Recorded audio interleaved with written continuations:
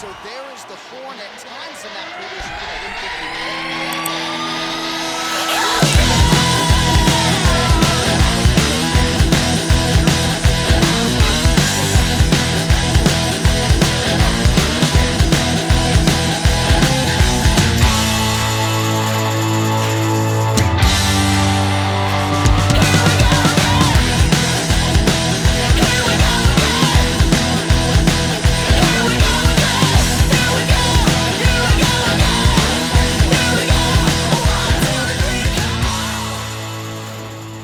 UFC welterweight division matchup.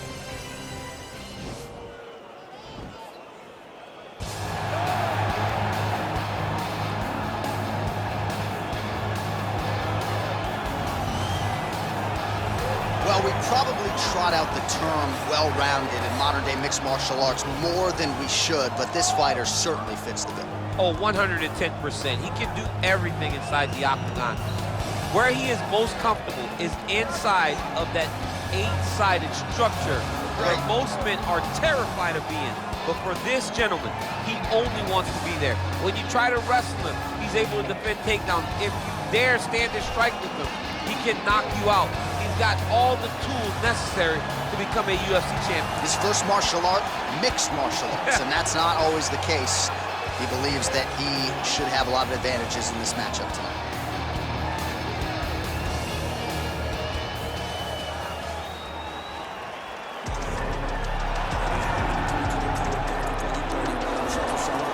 This is about as decorated a kickboxer as has come into this division in some time, DC. And if we get a kickboxing match tonight, he ain't losing. He is a championship-level kickboxer, a guy that can stand in the pocket and trade and kick and punch with anyone. He's constantly throwing things from as close as you can get. He's comfortable throwing leg kicks. He will drive these into your body. But it's the aggressiveness and the ability and willingness to stand in the pocket and trade that makes him truly, truly special. I think that is what separates kickboxing from the high level of everyone else. He understands distance as well as any striker in this division. Of course, that is a byproduct of a lifetime of repetitions in the kickboxing space. Our tale of the tape for this welterweight fight. 2 years apart, these two fighters, with some differences in height, but big differences in reach. We send it inside the octagon. Here's Bruce Buffer.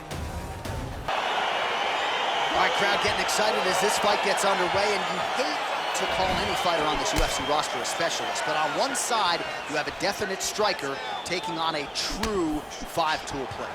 And you see a guy in the striker who knows exactly who he is. He knows where the fight needs to be. He knows what he has to do in order to be successful. Let's see if he can keep his opponent off of him. Well, perhaps a sign of things to come as he lands a kick there. Nice kick landed by this gentleman. No problem getting inside to land that straight punch. He's got a huge edge and reach, and he made good use of it there. I mean, look at the commitment to kicking in this fight. Oh, man, look at that. Picture perfect. Got to the leg, got to his position, got another beautiful takedown. Ooh, all right, he's got the full mount now, DC, and he has proven to be a hard guy to buck off from this position. Oh, because he's so heavy. He keeps his weight down. He really does grind on you with his bottom half. He doesn't do anything with his arms. His arms are free to punch. He's collecting you with his hips and his legs, making you make a determination as to whether or not you want to get grounded pounded into the mat, or if you're going to give your back up, where he will then start to chase chokes. A lot of energy expenditure defensively if you are the bottom fighter in this equation. Oh, nicely done there as he escapes back to his feet. Now he's got the Muay Thai plug. Look at him yank the head and land that beautiful punch from the clinch. Going orthodox now. And he landed the right hand there.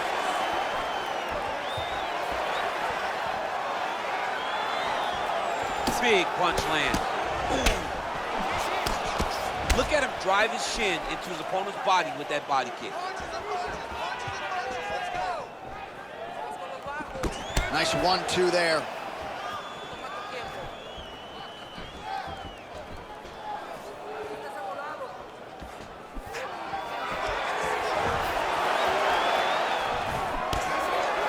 both guys really throwing with authority.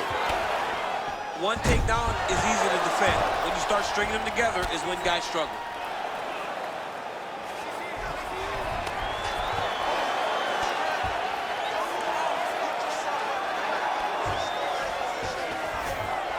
Down into his mount. All right, so inside the open guard of his opponent. You got to be careful playing around for too long here on the ground with this guy. 15 seconds.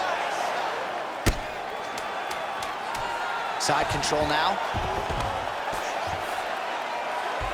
The horn sounds for the end of round one. All right, listen, bud. You did okay that round, but I need you to avoid the ground. Let's keep this fight standing. You have a really good chance at knocking him out on his... All right, we now take a look back at some of the highlights from that last round, DC. A lot for the replay guys to choose from. I mean, these guys are going to be very busy trying to find what replay to show you guys. Lands on both sides of the octagon. Both guys fought great. What a phenomenal round. You ready to fight? Ready. Good. That is, oh man, this dude is good. Ooh, big knee. Oh, nice land there with the punch. You see, he's taking advantage of what is an obvious edge and reach.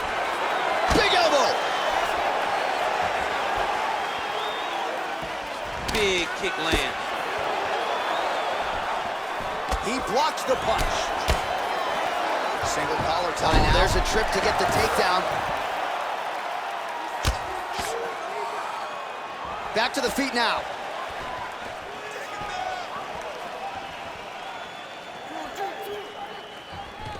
Oh, collar tie. Oh, massive knee to the head. We'll see if he can follow up.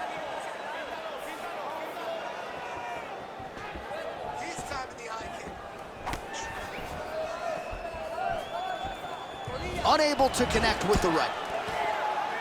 Look at those weapons. Look at how he uses his knees to the body.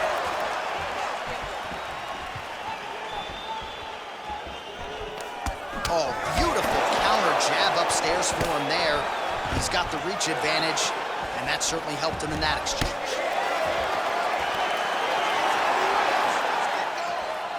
Just misses with the straight right.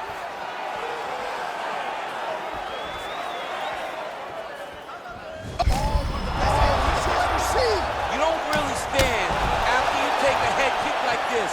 That is such toughness to even be on his feet right now. Oh, he might be out. Big knee to the body. Well, his corner was pretty urgent after round one. A little bit lackluster there in that opening round. He has certainly picked up the pace here, and as a result, he has taken control of this second round. What a punch. All right, he'll engage in a single collar tie. I mean, he's cutting them down to size with these beautiful leg kicks. Oh, and he gets them. All right, so a high amplitude double leg takedown there. Now we'll see what he can do with it to try to advance position on the ground. You knew that he was gonna attack the double because he's such an explosive guy. He got it on the hips, finished the shot very quickly. Fantastic job. Oh, right to the mount. All right, 45 seconds now to go in the round. Strong bottom work here, staying busy. Working out of side control here. His opponent trying to control posture, but you gotta be careful here.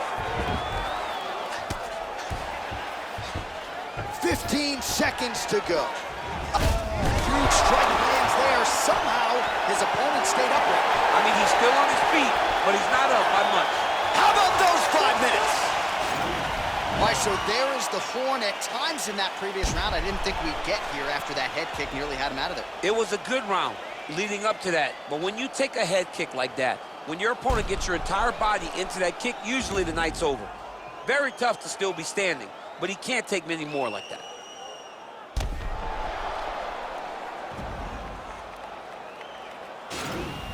Your last round. Now struck here.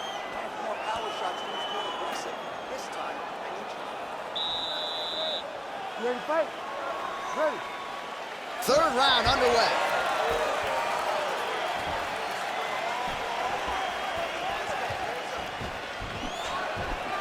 Punch to the body is blocked. Just misses with a left hook there. Oh, beautiful jab by him there, really taking advantage of what is an obvious edge and reach. Straight punch lands. And now they are throwing both sides with conviction. Oh, and he caught the kick. Just out of range with the big right hand. And they separate. Well, he continues to... Whoa! Huge connection by him there. He needs to get on his bicycle, John. He needs to get into space so that he doesn't get finished. Right hand punch from the clinch. Now goes in and secures the takedown. Big body kick land. Oh, and he connects with a punch there, DC. You like this guy. I like this guy a ton. And to watch his punch like this puts a smile on my face. He changes the angle, finds the right spot to land that punch to the head from the clinch. Stuffs the takedown there. How good is his takedown defense? Oh, great head movement there. Slips his head off the center line, and defensively, that's exactly what you're looking for. It's almost like he can telegraph when the punch is coming. And when he sees it, he just makes a slight little movement, right or left, to get out of the way and avoid those shots. All right, he gets the takedown here. Now we'll see what he can do with it. Let's see if he can secure top position after working so hard for that takedown. All right, he's got side control here, DC. You know, he's got a lot of different submissions in his arsenal once this fight gets to the ground. All right, well, both fighters pretty comfortable on the ground, DC, but you got to be very careful hanging out here for too long if you're his opponent. A lot of top pressure being applied here. Oh, nice work from the bottom. Tags him with the punch. All right, working inside the closed guard now. This is no safe place against this opponent.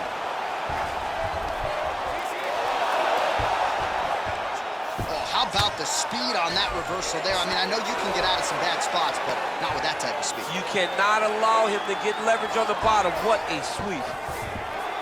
All right, he's got the full mount now. Is this one of the most dominant positions in MMA? Is that fair to say? Oh, looks like he's transitioned to an armbar. You cannot stay in the guard of these great jiu-jitsu guys. He's gonna attack armbar here. You gotta recognize that when a guy starts to put his feet on your hips, you gotta move him off, and you gotta cover. You can't be off to an angle. Now he falls back into the finishing position.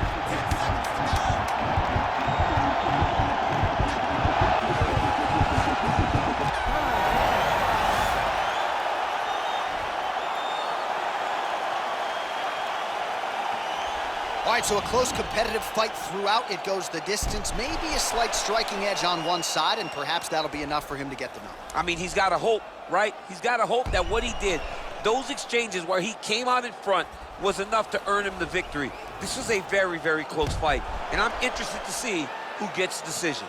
Official decision now in. The buff has it. Ladies and gentlemen, after 3 rounds, we go to the judges' scorecards for a decision. For the winner by split decision, Jack Della Maddalena! All right, well, congratulations to him there, and I think 5 years from now they'll forget that it was a split and not a unanimous decision, but that was a close fight. I mean, that was a very close fight, and that's the most uncomfortable decision in the world, to walk to the center not knowing if you did enough to get the job done. Fortunately, he did enough, and he got the victory.